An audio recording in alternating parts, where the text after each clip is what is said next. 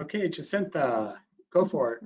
I'd like to welcome all the Island Getaways Travel Tribe members and a special hello to my fellow USC alumni. You know who you are. I am Jacinta Pereira, the owner and founder of Island Getaways Travel. I've been in business for 24 years this year. Next year will be my company's 25th anniversary.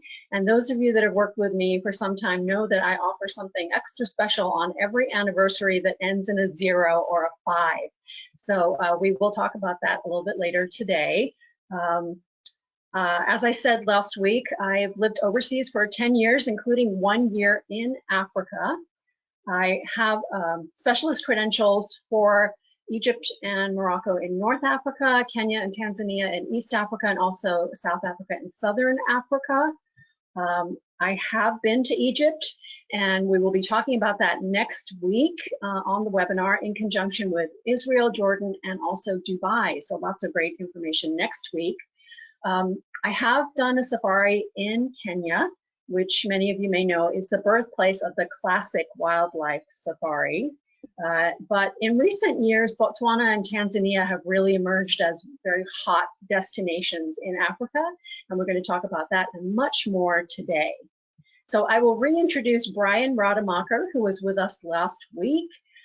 He has been with the Alma Waterways family for since 2016, 17. He is a business manager for Alma, and he's worked with several other major travel companies as well. So he has a wealth of experience. I will tell you that he has also traveled in Kenya and Tanzania, so he has firsthand experience with that as well. You know, he did a great introduction for Alma Waterways last week, talked about Europe.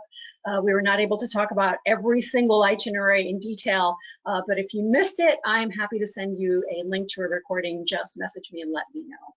But today I do want to introduce our special guest expert for Africa. Todd Ney is also with the Alma Ways family since 2016. Around the same time as Brian. He is the manager of the Africa department for Alma Waterways, and he has 25 years of experience in the travel industry working for major tour companies. He has also traveled in Africa. He's been to Egypt and Morocco in North Africa, also Kenya in East Africa, and all of the countries in Southern Africa that we're going to be discussing today. So he is our grand expert, and I will just add a little tidbit. I did this with Brian last week too. It's dangerous to tell me things because I share them. Todd says that he likes to do road trips to nowhere in his spare time, but he's also a runner and enjoys snow skiing and plane spotting, of all things. So I'm not going to belabor this. We have a lot of great information to share with you today on our virtual journey through Africa. So I'm going to hand it over to Brian and Todd. Okay, Brian. All right. Thank you. Thank you, Jacinta, for that kind introduction, and very much appreciate your support, Jacinta, and certainly learning about you and your background was interesting because I didn't know all that until last week, and then hearing it again this week. Where did you live in Africa, by the way, out of curiosity? Actually, West Africa. So that's not someplace we're going to talk about today or next week, but that's a whole nother story. But I will say, right after our meeting last year in January of 2020, we had a meeting over in Europe, and Rudy and Christine, our owners, you see pictured there, guess where they were going? They were going to West Africa to check out a river. Do you remember where that was, Todd? Yes. I forgot which country. It was a couple of countries. Anyway, they were checking out. Where was it? In Gambia and Senegal. Oh, and Gambia that's where I lived, was Gambia. Actually lived in okay. Gambia. Well, there you go. So, yes, and I have read about those trips. Yeah, so maybe we have something else to look forward to. It's on my list to go. We'll have to see. Yeah, they're always looking for new rivers to go to for sure, but that was indeed where they went. So that's kind of ironic to a certain degree. So yeah, I'm Brian Rademacher, and I'm in Petaluma in Sonoma County. And yes, I joined Alma Waterways next month. It'll be 4 years ago. And then Todd, who I'll introduce here momentarily, is our, as Jacinta said so aptly, our Africa product manager. And I think, Todd, you've been to what, 88 countries? Did I read that right? 88 countries or 80? How many? Oh, 88. I keep saying that. Yeah. Yes. Yeah. All 88. 7 continents. Yeah, I thought there was only 5 continents, and Jacinta cleared it up for me. It's 7 continents. So yeah, I guess I've been to 6. He's been to 7. Well traveled. And Todd actually comes from the Vancouver Island, Nanaimo, which I've been to, actually. Beautiful Vancouver Island. So he comes from a really, really wonderful place. Yes, indeed, indeed. All right. So I'm going to do a little bit here before I hand it over to Todd, just to say, indeed, as it shows you pictured there, we've already kind of mentioned Rudy and Christine, and we'll say Gary. Anyway, we're family owned since 2002. So this year will be our 19th birthday coming up in July. And Rudy, he is for sure the acknowledged godfather of North American river cruising for a whole host of reasons. And that's anecdotally, he's recognized that way, but also officially by different trade organizations for his lineage. And they're really getting Americans to think about river cruising, certainly in Europe and other places as well. So he is an inveterate ship architect. He loves to design ships, and he says, I build them, and she, that being his wife, Christine, quote, fills them. She's sort of the heart and soul of the company. He's from Vienna. She's from just outside of Dresden, and actually was raised under communism in East Germany, of all things. And now she's a tried and true capitalist for sure. No doubt about that. Anyway, Gary Murphy, his dad, Jimmy, who started Brendan Vacation, sold Brendan and then threw his lot in with Rudy and Christine back in 2002. And voila, here we are, 18 going on 19 years later. And I like to say about them, they are passionate, really down to earth, wonderful people, fun to work for, no question about that. And I've worked for, this is my 5th cruise line, frankly, that I've worked for in over 30 years. Best people I've ever worked for, really, really good folks. We're happy about that. And they're prudent as well, which I'm gonna, I think, go to the next slide, Todd. Thank you. So why with us? Why river cruise with us? I could spend a whole hour, but I'm not. Keep going. Won't do that. So these are some of the things. Again, I'm not going to read the bullet points to you. You've mentioned the family owned, but certainly the software, the crew, and you're going to hear more about Todd talking about the African crew who work on the Zambezi Queen, how truly, as it says, they're exceptional. They are, as is the crew, or are the crew on all of our vessels, quite frankly. The fact that we also practice the highest level of hygiene and cleanliness, that's something we've always done, but now we talk about it quite a bit. Matter of fact, I had a ship operate in Europe on the Rhine for 4.5 months last year.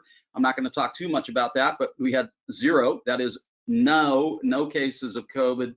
And that was the intent, actually. We were very happy about that. And then the other invaluable thing was all the things that we got to put into practice as far as the protocols for health and safety for the 4.5 months where we cruised with German audience, mainly German speaking audience, again, from early July through mid-November. So that experience, again, totally invaluable. Slide, please, Todd. So this is when I say that Rudy and Christine are passionate, they're also, along with Gary, prudent. And the word prudent comes in to the fact that this year we will have 25 ships, and we actually have 3 new ships coming this year. And the average cost of one of those ships is anywhere from 40 million to 70 million, in that range. And guess what? We pay for the ships up front. So all of our ships are paid for, right? So when you multiply 25, say, times about 50 million, that's over $1 billion in equity. All of this is to say that we are financially very, very secure and steady, so that when you make a reservation with us, and by the way, the books are open through 2022 and they're starting to open for 2023, you can rest assured that we will be around, because that is certainly in the current environment. People wonder about, gee, I hope that company is going to survive the current environment. We are survivors. I will just tell you that. Next, please. All right. So now this is what's coming up next week at the same time, 12 noon. And this is our newest product that we're introducing, and it starts this September of 2021. And so we're going to do another webinar. So thank you, Jacinta, for signing up for, quote unquote, the series of webinars. which is kind of fun to do, a series rather than be one-hit wonders. We actually have a little bit of a series going. So this will be the next one. And very candidly, we're seeing that this product, as you'll hear next Thursday at noon, is also doing quite well. A lot of interest in Egypt and the Nile. So you have to come back next Thursday. And if you can't make it, Jacinta will send you the video. But Todd will be the presenter for that as well. All right, next. All right, I'm on. Take it away, Todd. And Todd, one thing he did not tell us, which he's kind of bashful that way, but he likes to rub shoulders with the Kardashians, right, Todd? You're down there hanging out with those folks? Yep, I'm in our office today, and it's right behind the store where the Kardashians opened up. So they film a lot around this area, and they block the traffic, and find it actually annoying. But I guess it is what it is when you live in Los Angeles, right? So I always like to tease them because the industry, as they call it down there, is always right around the corner. In his case, it's literally right around the corner. So, all right, we digress. So I'm gonna, by the way, two things I'll note. I didn't mention, sorry, Todd, there's a question box there for you. Please type in your questions. I can be looking at the questions and I might interject the question if I have time, or we'll do them at the end. So the question box is there for you, just type them in. And then, as I mentioned, alluded to, this is being recorded. So we'll have a video for you as well. We encourage you to watch it again or share with your family, friends, colleagues, etc. So Jacinta will send out that video to you. So those are my two housekeeping items. And then I'm going to take myself off camera because I don't want to have to go like this and go, wow, wow, wow. So I'm going to pull myself off camera, and then I'll come back and I'll be reviewing the questions. And so I'll say bye for now, and we'll let Todd take it away. There you go. Thanks, Todd. okay, thanks, Brian and Jacinta. So hi, my name is Todd. I'm in Los Angeles, and we're going to take you through a journey through Southern Africa and East Africa, and just talk about its stories and stuff like that. First thing I just want to point out is our program begins in Cape Town, and you can see where it's located in South Africa. And we'll fly up to our ship. It's a 4-night cruise on the Chobe River, and we kind of have a close-up of the Chobe River. It forms the border between Botswana, Namibia, and actually Zimbabwe, kind of like very similar to the Four Corners here in the U.S. And of course, farther north, you'll see Tanzania. So this journey will explore Southern Africa as well as East Africa, and I guess away I go. How's that? See if I can get the slide. All right, let's first do a close-up of the Chobe River. You can see that you can see the border, Chobe River, forming between Namibia and Botswana. This cruise is not like a cruise that you would do actually in Europe. It's actually, we're exploring about 40 square kilometers of the Chobe River and its channels and tributaries. The airport we fly into is Kasane, which is in Botswana, and then we transfer to Namibia to board our ship. So with Jacinta, we're actually promoting two separate dates, and they're the same itineraries, and you can do the whole itinerary or you can just do 10 days. So the first one is November 5th to 14th, starting November 5th in Cape Town. And the second itinerary, same itineraries, again, starting April 1st, 2022. And you can choose between doing the first 10 days of the trip or doing all 17 days of the trip. So let's go through it, and it'll make much more sense as I work my way through. The Zambezi Queen, this is our ship on the Chobe River.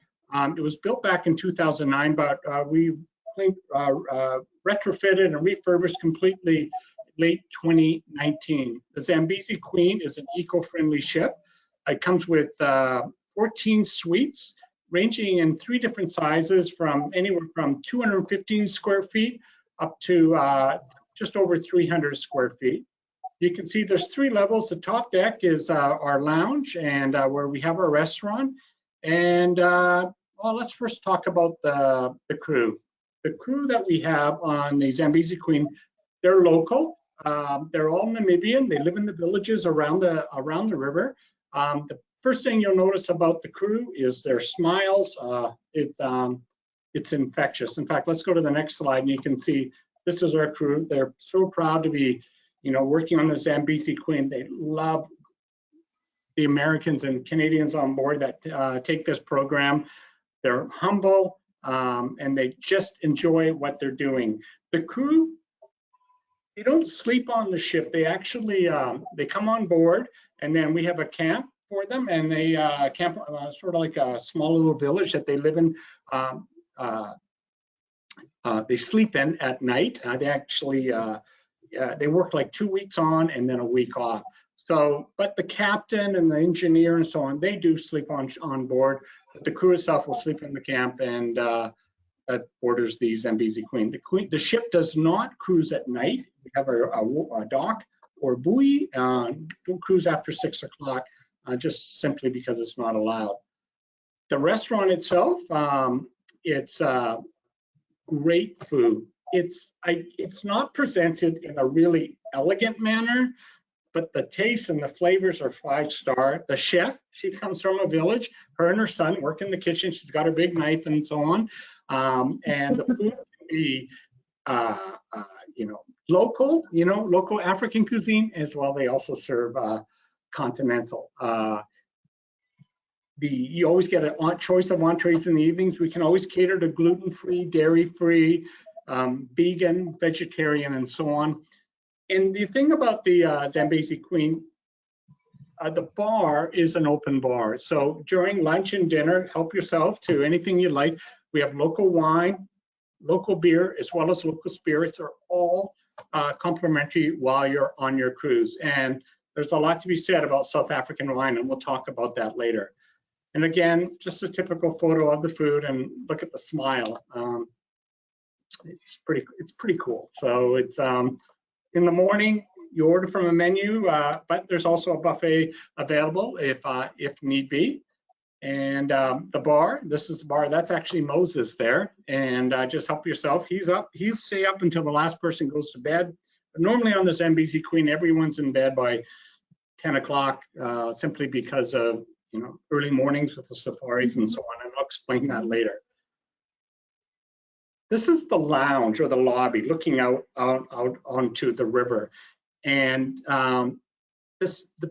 what you look at, I have to put my own personal feelings into this. I'm a pretty intense, can't stop doing things, go kind of guy. But I can tell you on this ship, by the second day, you are just so relaxed. It's just nothing like looking out at the view, maybe having a glass of wine or a bottle of beer and something, and looking outside there, and it just really, really calms you. It's like watching National Geographic, except a billion trillion times better.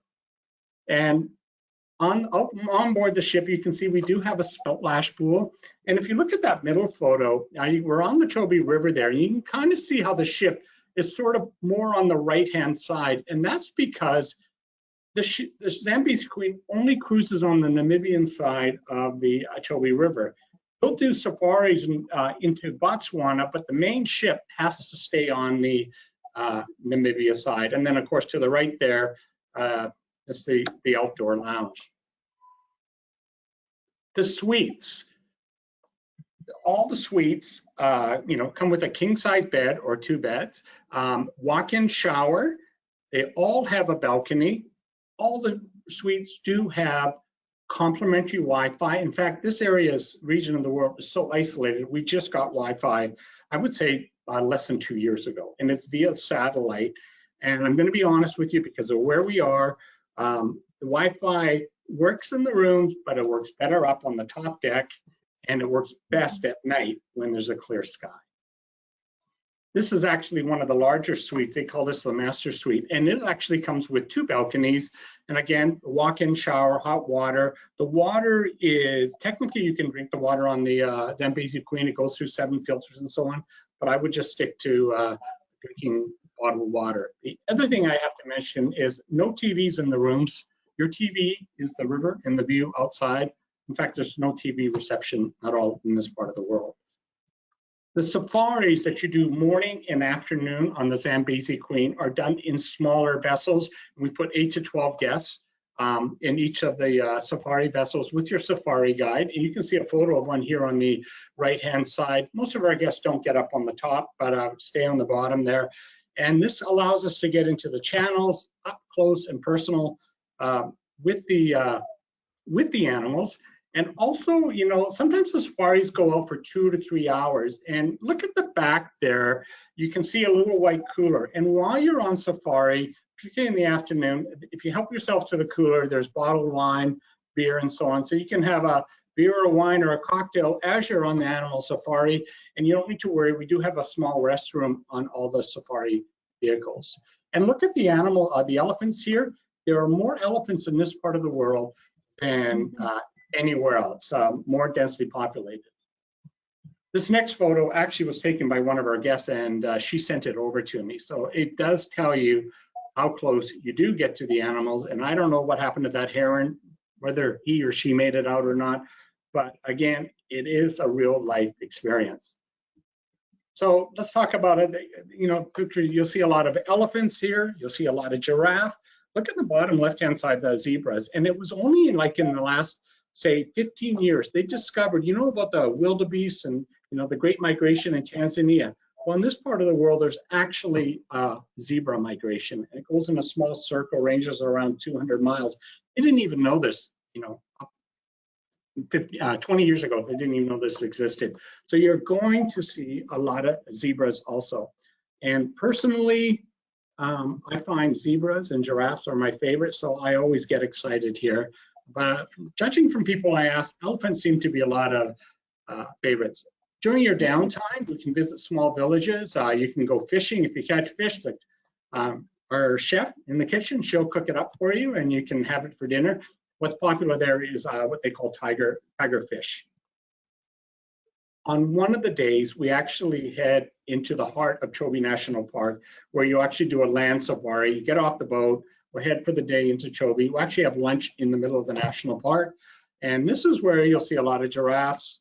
You see water buffalo, you see lions, all kinds of different things. And I don't know, it's just a lot of fun. And you'll always have your sort of window side seat on the safari. We'll also have a chance to visit one of the villages along the way. And this is really a great way of meeting the locals and so on. And I have to admit that we donate to the villages, and so, you know, to help them out and so on like that. And a lot of guests do ask, is there anything that we need to bring? And we basically say no, we help the guests. If you see that green canteen there in the back, that's we built a well for them, and got solar energy, so now they get hot water. And to be honest with you, they do have these little things that they like to sell, these knickknacks and stuff. When you come into the village, they'll be dancing and stuff. And these things aren't locally made or anything. I don't know where they come from, but they sell them, and you get a good price. And it goes towards the village. I don't know. Maybe they're made in China. I don't know. But it's just a way. But we take care of them also. In fact, we just got them a car, like a big station wagon, so the kids they can get the kids to a local school about 35 miles away. And so I'll tell a few stories here. This is Vaughn and Suzanne. They live in actually Northern California, and they were on our trip in 2019. And when Vaughn got back, he was in the village, and what he noticed in the village was, take a look at that bottom left-hand picture. That's actually a soccer ball the kids made. And when Vaughn, he approached the kids and he goes, what's the story with your soccer ball? And they said, real soccer balls would spring a leak, and they didn't have an air pump or a patch to fix a soccer ball. So they got creative and they made that type of soccer ball out of cloth. And so when he came back, he called me, and then we thought about what can we do to help them out. We found a place just outside San Francisco that actually produces airless soccer balls.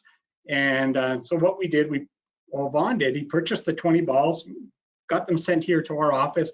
We actually asked a couple of guests that were on their way to one of our Africa trips if they would mind taking 20 soccer balls with them. And they said, no problem, we paid for the extra bag and so on like that.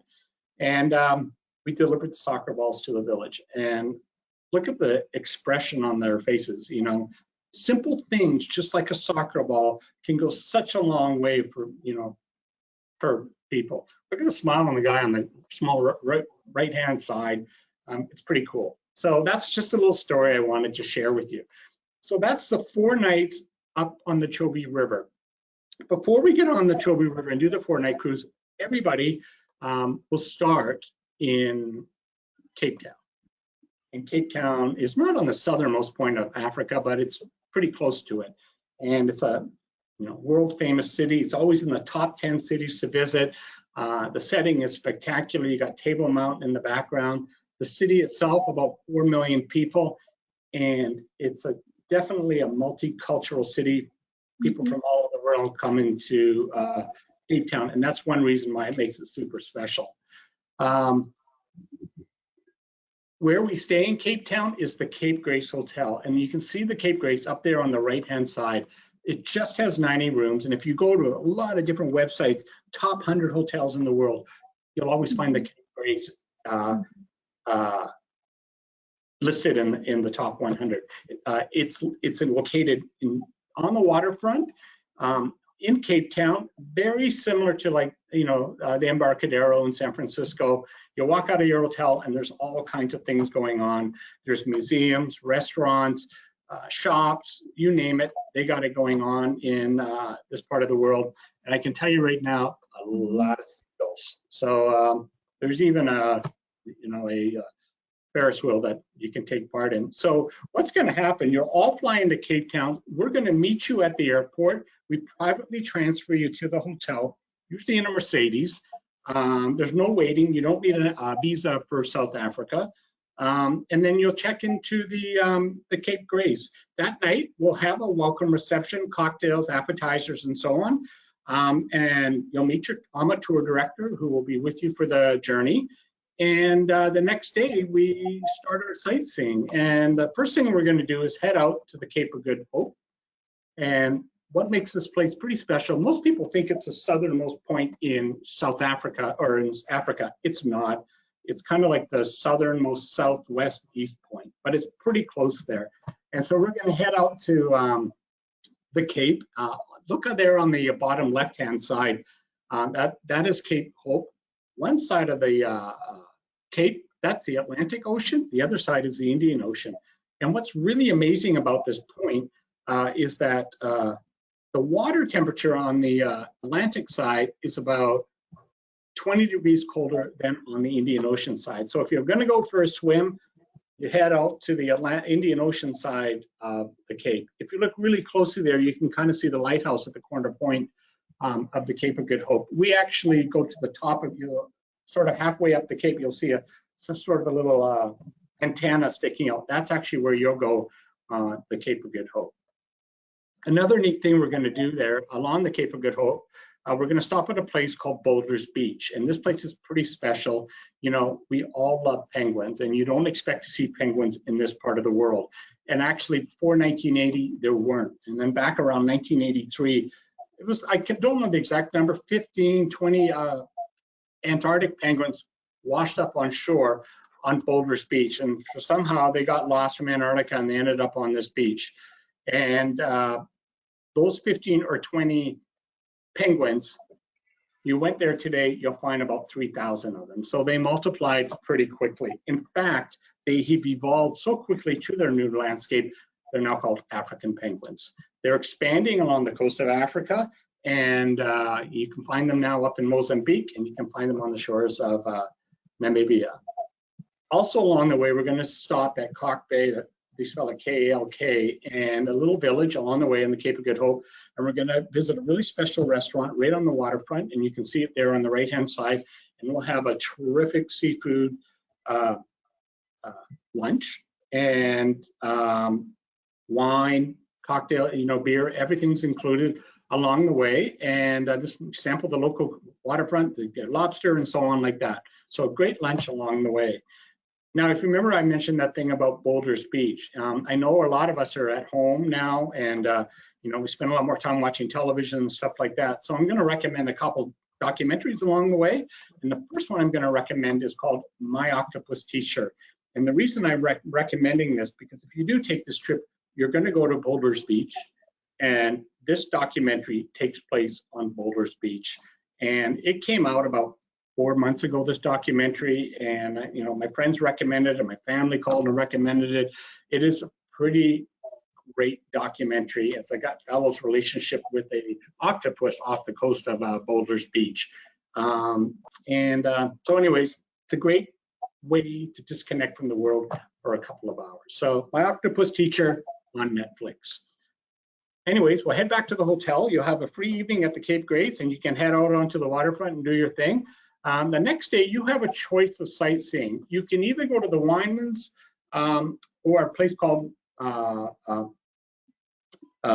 places we visit Nelson Mandela's prison. First thing, Cape Grace. The Cape Winelands, South Africa is famous for its wine, some of the best wine in the world. And they have the Cape Winelands, which are outside of Cape Town, about 40, 50 miles. Very similar to like Napa Valley or Sonoma Valley in relation to San Francisco. Some of the wine is the best wine in the world. And to be honest with you, I wasn't really into wine, but I had heard about South African wine because as a kid, my dad drank South African wine. So it was in my brain that South African wine was there. So we're going to visit 2 wineries. One of them is called Glenelly. The other one's called Longridge. Longridge is actually an organic winery. We have a special wine host that takes you out onto the winelands. Her name is Katie. She's absolutely wonderful, great sense of humor.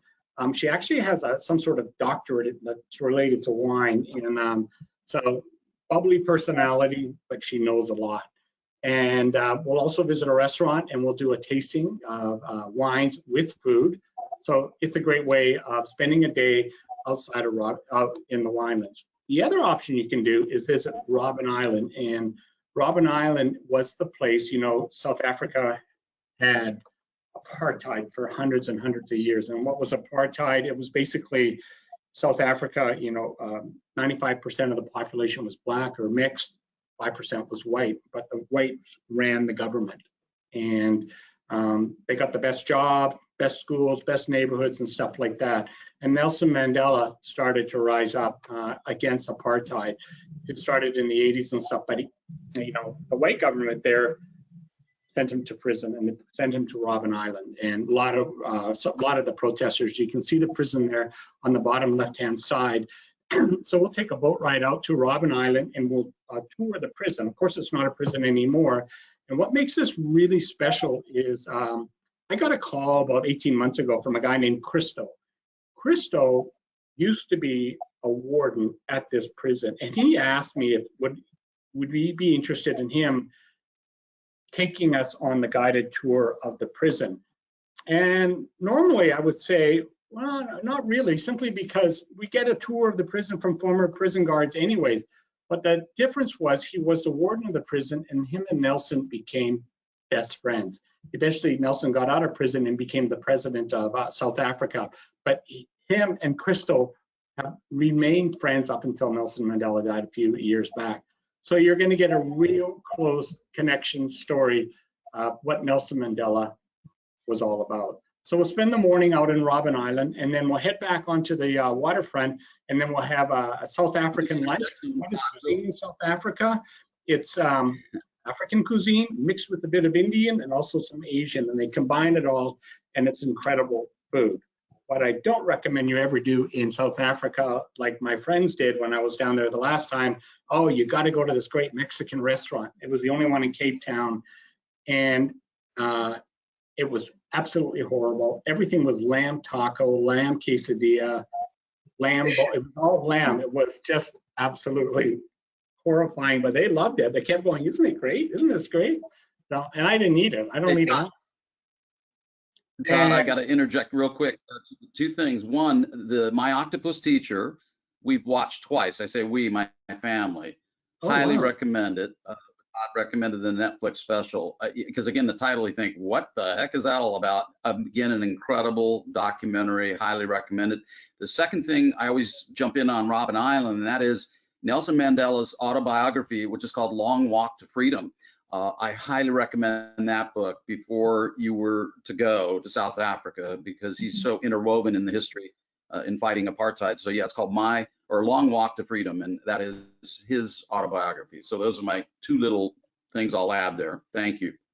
Yeah, when I heard about apartheid and stuff going on in the 80s, I was really just too young to really understand what was going on in South Africa. But you go to South Africa today, people say you come back changed. It really is an incredible country of how it's evolved. Anyways, after our meal there of South African cuisine, we'll head to a neighborhood called Bokap. And what is Bokap? Back in the 1600s, they brought, actually, unfortunately, slaves from Malaysia to build Cape Town. And the Malaysians, the Muslim community, settled in a certain neighborhood called Bokap. And they're still in this neighborhood. And you can check out their homes, incredibly colorful homes. And we'll do a walking tour around the neighborhood. Friendly, great place to be. And I don't know, it's just an all-around fun day. Everybody, whether you go to Winelands or to Robben Island, you will take the cable car up to the top of Table Mountain. And this is it here. It twirls around and around and around. And way out in the distance in this slide, you can actually see Robben Island. So trip up to the top of Table Mountain is on the schedule, on the itinerary. So we've done 3 nights in Cape Town. We've done 4 nights on the Zambezi River. And then we're all going to go to Victoria Falls. And we all know Victoria Falls. It's a, one of the 7 natural wonders of the world. Incredible place. Place that I've always dreamt of seeing, as a kid, and I got to see it here. And when we're in Victoria Falls, we're going to stay at the Victoria Falls Hotel, which is an incredible hotel built by the railways back in the 1920s. And it's very similar concept. The grandeur is, if you've ever been up to like the Canadian Rockies and you see those big railway hotels like in Banff Springs Hotel, Lake Louise, Chateau Lake Louise, there's a Hotel Vancouver, Royal York in Toronto, big hotels, old hotels built by the railway. Similar concept here to bring tourists to Victoria Falls. In this 5-star hotel, we stay in the stable wing, and they have like entry-level rooms, and they have deluxe rooms, and then they have the stable wing. And we stay in the stable wing. It's several categories up from the bottom. I don't know, maybe this is where the horses stayed at one time, but there are no horses there now. Also, you see the room up on the left-hand side. There is netting. Yes, there is malaria in this part of the world. So on this trip, you will want to take malaria medication. It's not mandatory, but I highly recommend it. I've talked to a lot of people down this part of the world that have had malaria, and it's something you really don't want to go through. Look on the right-hand side. It's got a great view of the Victoria Falls Hotel, or the Victoria Falls Bridge that connects Zambia and Zimbabwe. When we're in Victoria Falls, of course, we'll do a walking tour along the falls. And this is just a sample of it. If you have any issues, this walking tour takes about 2 hours. If you have any issues, we can get a wheelchair to push you along for this walking tour, so nobody misses out on it. The trips that we're on, you're going to be, the departures are, the Victoria Falls will be perfect to seeing the water, the decent water flow coming over the falls. When you're there in July and August, it's actually pretty dry and the water just comes over really as a trickle. But in November and April, there'll be a good water flow. It's the rainy season up in Angola and the water comes down on the Chobe. It flows into the Zambezi River and then we get to Victoria Falls. On one of the evenings also, we're going to board a steam train. And we're going to get our own private car. We'll have a cocktail reception, wine reception with appetizers and so on. And we'll get on the train and we'll cruise along and we'll get to the Victoria Falls Hotel and we'll watch the sunset from the train. You can get off the train if you like. There's locals selling wares and so on like that. But for the most part, have a glass of wine and watch the sunset over Victoria Falls. Then we'll come back to the Victoria Falls Hotel and we'll have a nice dinner. They call it the Jungle Junction, outdoor dinner, and we'll get with some live entertainment. On the other night in Victoria Falls, we'll board our small ship called the Zambezi Royal, and here you'll have appetizers and drinks, but we also bring on a historian, and he is a local historian that tell you the story of Stanley Livingstone, the great explorer, the English explorer. He's the one that settled into this part of the world, and he'll tell you the story of Stanley Livingstone. So basically, we've done 3 nights in Cape Town, 4 nights on the Zambezi Queen, 2 nights in Victoria Falls. From here, you have a choice. Well, first of all, let me point out this. There is an optional helicopter ride over Victoria Falls. It's relatively inexpensive. It's kind of cool, and it's 10 to 12 minutes over Victoria Falls. So this is an option on the trip. So 3 nights in Cape Town, 4 nights on the cruise, 2 nights in Victoria Falls. You can fly home from here, or you can continue on. We're going to go from Johannesburg and up to Tanzania. And so let's talk about Johannesburg. Johannesburg is the largest city in South Africa. It's a city on the move. It probably had a bad reputation 20 years ago, but now it's a city on the go. It's got a thriving art scene. And you can see the purple flowers on the left-hand side. Those are jacaranda trees. You see a lot of those in Southern California. The other thing about Johannesburg, the weather is great. It's 5,500 feet above sea level, so very temperate temperature. The hotel we stay at is called the Fairlawns Boutique Hotel in Johannesburg.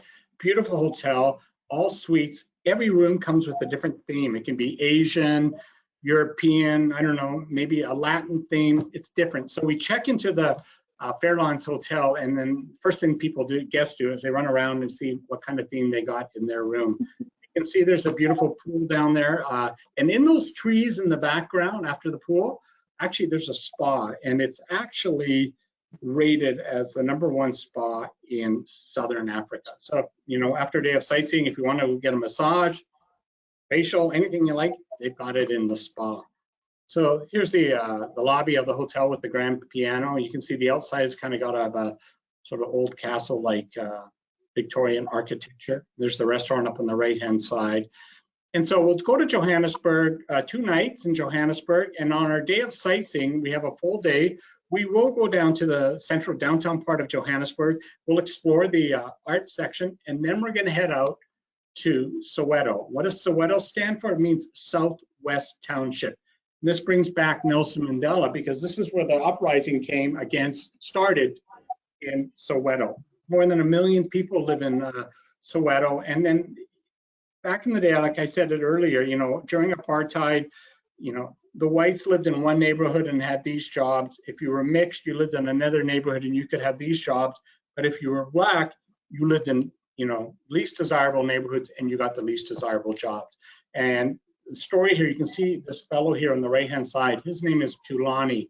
And in the background there is actually Soweto. And when I first went to South Africa with Alma Waterways back in 2015, our local guide, his name there was Lucky. And I said, Lucky, let's go somewhere nobody else goes. I just want to see something. That's the whole idea.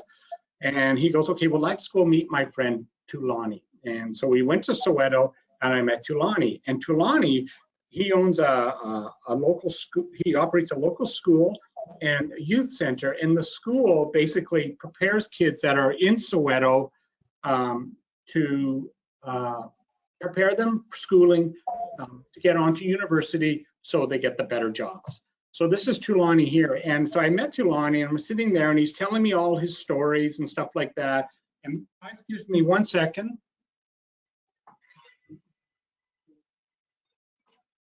So wait, there's people talking outside my door. So anyways, I met Tulani and I said, Tulani, tell me about your program and stuff like that. And he's telling me his story. And, you know, as he's telling me the story, he keeps looking at his watch. And then, you know, after about 50 minutes, I said, Tulani, am I imposing? Do you need to go? And he goes, yes, Mr. Todd, I need to go. And I go, where are you going? He goes, I'm going to Atlanta. And I go, Atlanta? He goes, yes, I've never been on a plane, but I've got to catch this flight to Atlanta. And I go, what are you going for Atlanta tonight for? He goes, well, I'm really not quite sure, but there's this thing called CNN Hero of the Year Award. And he was nominated. And so he flew to Atlanta. He didn't win or anything, but that was his first time that, you know, he got to go on TV on CNN and tell him a story about in Soweto. And the last time I, you know, before COVID, I said to Lonnie, the guests really want to bring things. We support the youth center, Alma Waterways itself, but the guests really like to bring things. And he goes, well, we really don't need anything physical, but if there's one thing the guests could bring, how about umbrellas? And I go, umbrellas? Why would you need umbrellas? He goes, because the kids won't come to school if it's raining and they'll get wet. But if they have an umbrella, they'll come to school. So again, like the soccer balls up in the village, simple things like umbrellas can go such a long ways. And I said to Lonnie, when he told me, he said his story, he grew up in Soweto. He said it wasn't until the age of 28 that he actually had a hot water shower. He had never felt that before. And when he felt that hot water shower, he had got this new apartment in Soweto and had hot water. It was run by the city apartment. And he said he stood under that water for 1 hour because he had never had that sensation of hot water on him. And but then he got a water bill and he stopped doing that. But again, it's kind of a cool story. And here's a picture. We had a fellow named Bob Ovace from Arizona, and he came back from this trip. And he goes, I just need to do something. I really want to help the village. What could I do? And so I emailed to Lonnie, who's there on the left-hand side. I said, Bob really wants to help you guys for your school and stuff like that. Is there anything you would need? And he goes, well, we could use some laptops. We really don't have any. It would go a long way. So Bob Oveg, bless his heart, arranged to, him and I, we worked together and we managed to ship 15 laptops, computers to Lonnie's school. And this is the day the picture was taken when the laptops arrived. Kind of neat. And then after that, we're going to go visit Shay Alina. And who's Alina? Well, she has a restaurant. That's her there on the right-hand side. She has a restaurant in Soweto, and she actually turned her and her husband turned her garage into a restaurant. So we're going to have lunch at Shay Alina. And Alina's going to tell you the story of how she made it in Soweto as a businesswoman, and her story, and her husband plays the guitar and stuff like that. Again, it's another inspirational story. It's a great way of meeting the locals. All right, next documentary I'm going to recommend, The Lion's Share. If you've never seen this, this documentary came out a few years ago, and it takes place in Soweto, a place that you'll visit. And the documentary is about that song, forgive me about my voice, The Lions Sleep Tonight. You know, in the jungle, the mighty jungle, the lions sleep tonight. And that song, I actually thought was a Disney song or something, but it's not. It originated in Soweto back in the 1930s. And you can see the band here back in the 1930s singing the song. And it's the story of how that song made its way through the world and how it made it to New York, but how the family in Soweto was sort of left behind. You know, I'm not going to get into it, but it's a great song. And yeah, again, it's another eye opener. You start seeing things differently.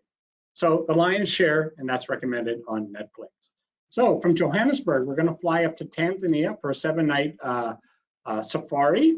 And in Tanzania, no more than 6 guests to a safari vehicle. You all get your windows seats, and the roofs in the safari vehicles lift up so you can take pictures from the vehicle. This is where you're going to see the big 5: lions, rhinos, water buffalo, elephants, of course, and lions. And this is a unique safari because we're spending 7 nights. We're staying in kind of like lodges and stuff that the lifestyle of the rich and famous would stay in during the safaris in the 1930s and 40s. And like the first lodge is the Tarangire Treetops Lodge, 5-star lodge where you sleep actually up in the trees. And these are all suites. It's just a really, really special feelings, you know, sleeping above the ground. This is the setting, you know, at the treetops, and we'll have morning and afternoon safaris, as well as we'll do a nighttime walking trip. And from there, we're going to visit a Maasai village, Maasai, the locals there, and we'll go to Ngorongoro Crater. This is here, we're going to stay in sort of a Dutch colonial lodge. They come with their own separate cottages. This is what it looks like on the inside. And on one of the days, we're going to head down to the Ngorongoro Crater. This crater massive crater with animals everywhere. And I remember the first time I ever visited Ngor crater, I was up on the top of the crater, 2,000 feet above, and you look down, and I didn't even know there was water, because that whole water area, it was completely pink with flamingos. So it was absolutely phenomenal. So we'll head down into the crater, spend the day down there. We'll actually even have an outdoor lunch down in Ngor crater. And then from there, we're going to get in a bush plane, and we're going to fly to the Serengeti for 2 nights. And here you're going to stay in a luxury tented camp. These tented camps, of course, you have your own private bathroom and so on. There's 16 tents, and you're out in the Serengeti. It's a pretty amazing place to be. And sometimes during the year, depending on where the migration is, we'll actually stay in about 40 miles south in the sister property. And this is where you would actually stay in April at the Pioneer Camp, just because we feel like you're more closer to the migration. You may not see the migration. You never know. It's never guaranteed. But this just seems like it's a better position to be in. And so this is the Pioneer Camp. You stay here in April. You stay at the migration camp in November. And very similar concept, private luxury tents with your own bathroom and so on like that. Indoor and outdoor meals, pretty spectacular. And there on the right-hand side, you can see the plains of the Serengeti. So that's our 7 nights in Tanzania. From there, we fly you back to the main city of Arusha, and then you fly back to North America.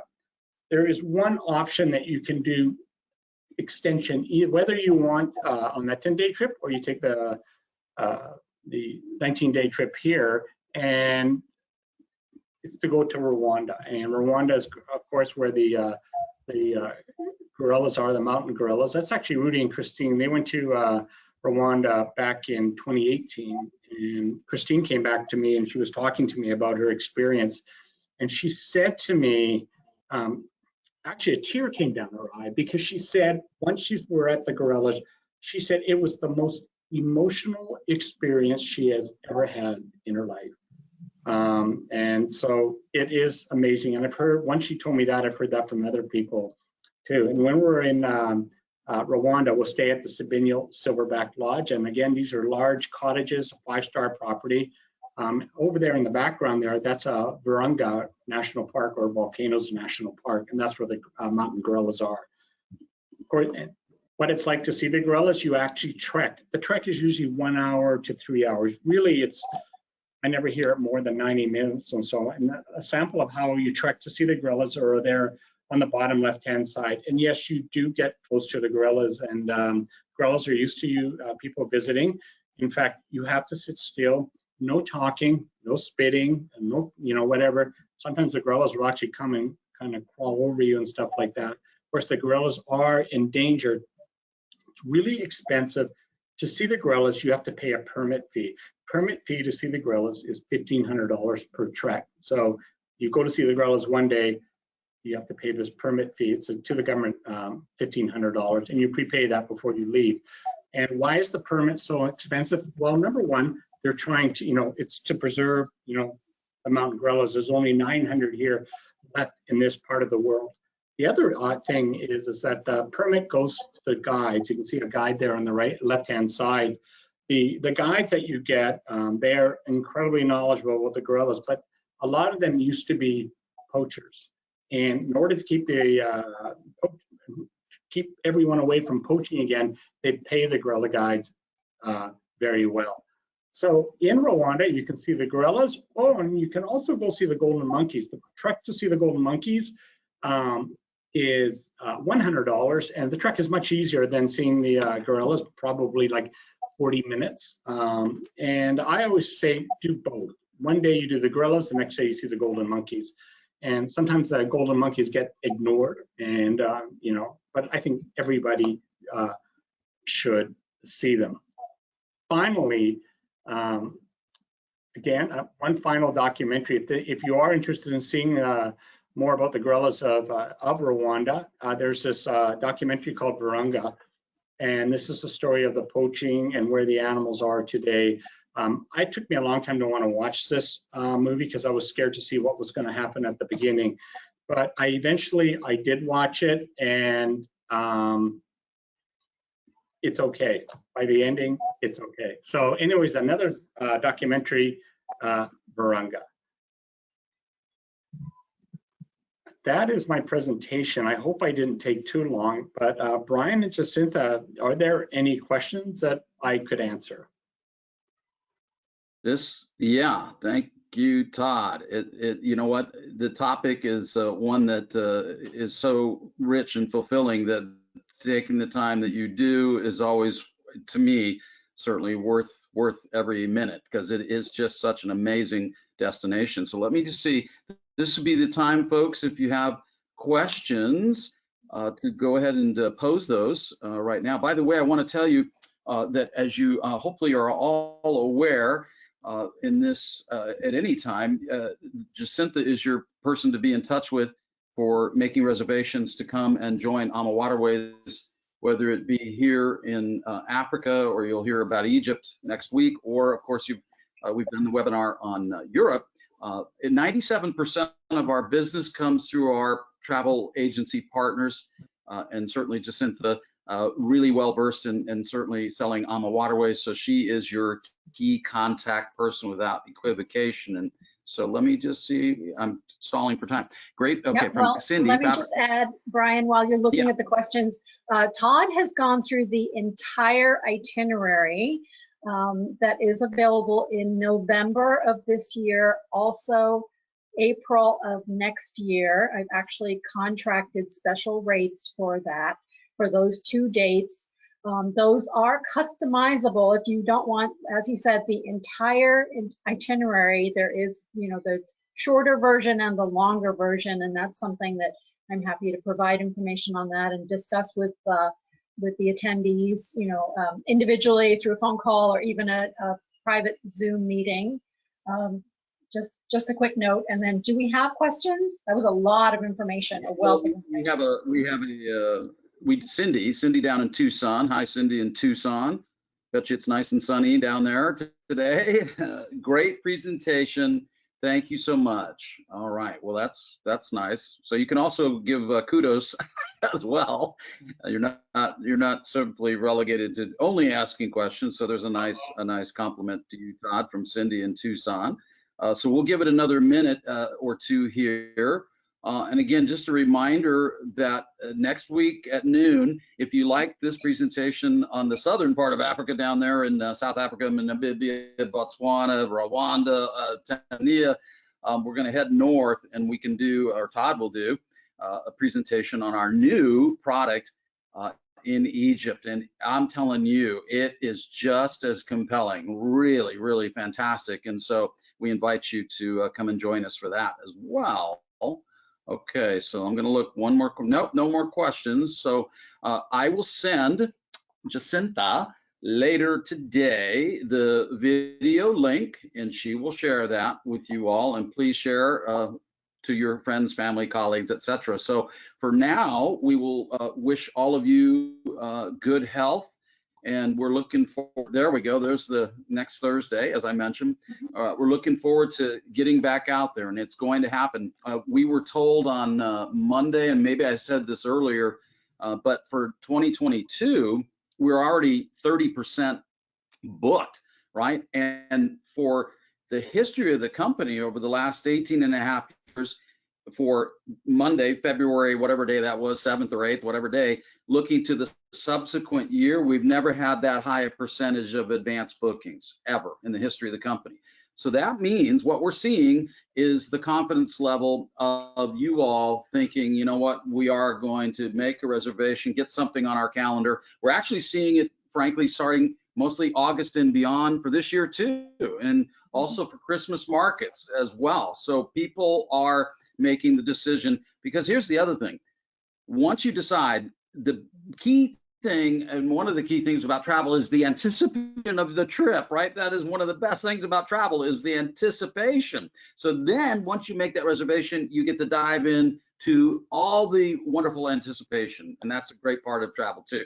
All right, so I'm going to look one last time for any questions. And I'm just going to make one final remark, Brian, and for the audience, just to remind you, on the Africa products, the trips, they are limited to a maximum of 28 people on each itinerary. It's a very small number, so it does sell out very, very quickly. The reason Todd and I selected November is there is a little bit of limited space left for November, much more for April of next year, but really these trips have to be planned far in advance. So just a quick note, I just wanted to make sure everybody knew why we were talking that far out. This is something that's very limited and very popular. Exactly. You can see that ship there of the Zambezi Queen, and you can see by the size that, yes, it's going to fill quickly, and it very much does. Sean Sullivan said, thank you, Todd. Enjoyed it very much. David Hayoun, great job. Jacinta, your fellow USC alum. And then also thank you to Todd. Great presentations and slides. No question about that. Okay, very good. Then we will see you next Thursday, everybody, for our presentation on Egypt. Thank you so much to Jacinta, and thank you so much, Todd. And we'll say bye for now. See you next Thursday. Bye-bye. Take care. Thanks.